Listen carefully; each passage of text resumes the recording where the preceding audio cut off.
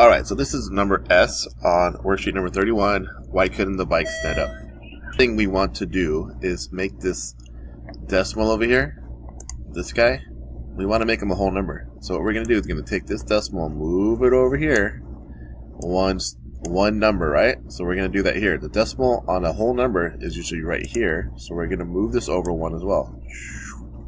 Since I move this over one, guess what? I need to actually change this into a 0, right? Because I moved over one spot. My decimal's over here now. Alright, well here's my decimal. Let's see what he looks like. There you go.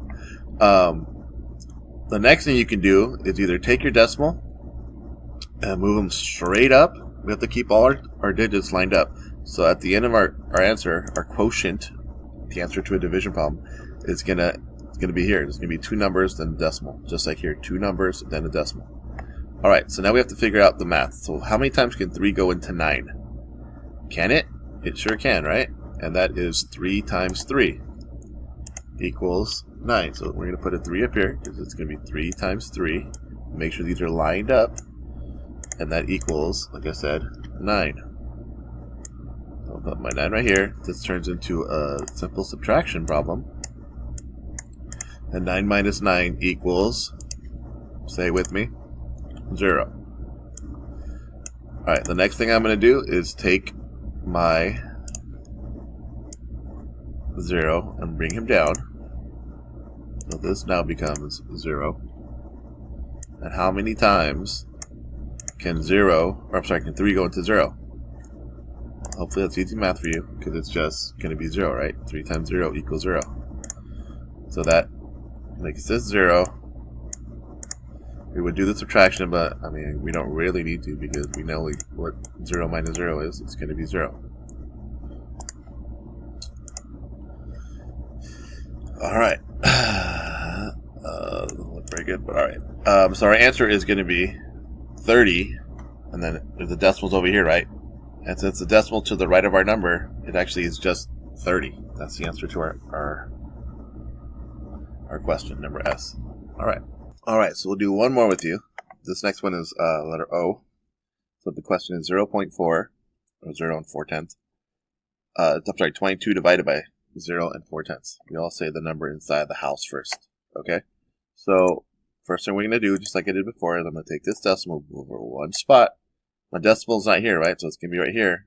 Move this decimal over one spot. Since I moved it over one whole number, guess what? I have to add a 0 to make up for that spot that I moved over.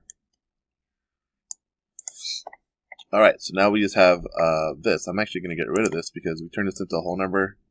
So it's not even going to, I don't even want this to look like try that again. There we go. So it's just 4, okay?